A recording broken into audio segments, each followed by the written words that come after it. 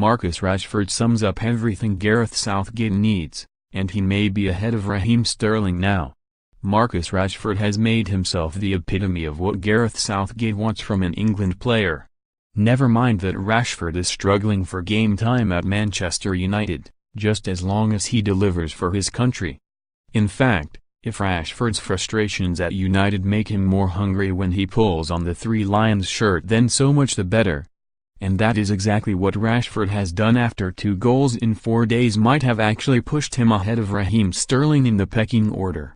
Rashford stole beautifully onto Kyle Walker's cross, calmly stroked home the 54th minute winner, and, never mind a largely lackluster display, England ended the run of 3 defeats. The fans at the King Power Stadium deserve great credit for singing their way through the whole 90 minutes. They still feel the love for Southgate after the heady days of the World Cup.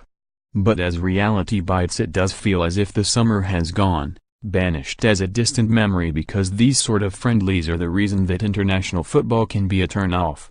Maybe that is what you get from making 9 changes, and we should expect nothing else other than England looking a bit rusty and lacking rhythm. But it is still surprising to see some fringe players struggle to lift themselves when it comes to playing for their country.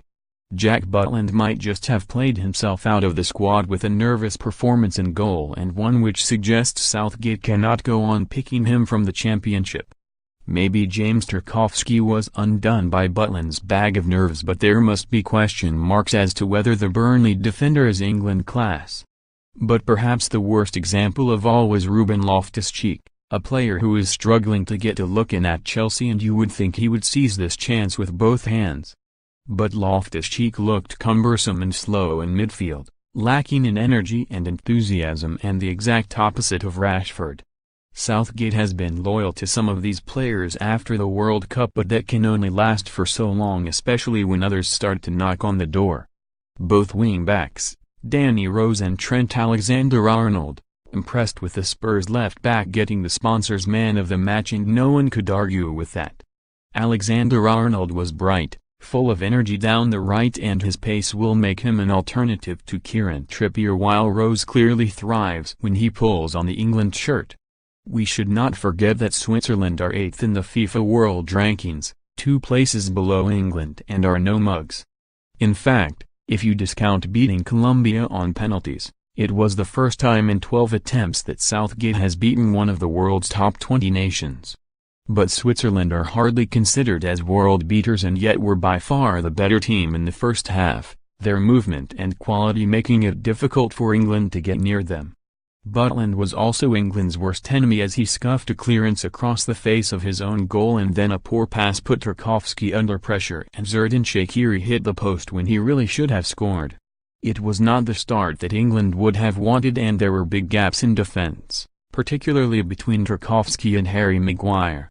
Walker's pace did bail out England's defence, but, at times, he looked as if he was sulking, having been a starter in the World Cup and now relegated to the second string. Swiss fullback Ricardo Rodriguez caused problems down England's left, while striker Mario Gavranovic was a constant menace. Rose went closest for England in the first half. His cross shot was beaten away Swiss keeper Jan Sommer.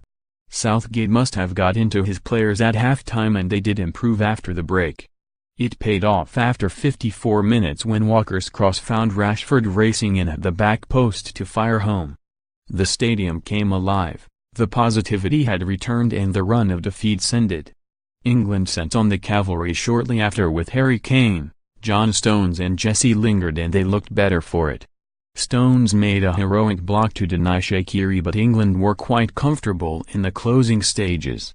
Leicester's Ben Chilwell came on for his senior debut to a fantastic reception from his home fans, and maybe the best thing about the night was that it showed the fans have not lost heart.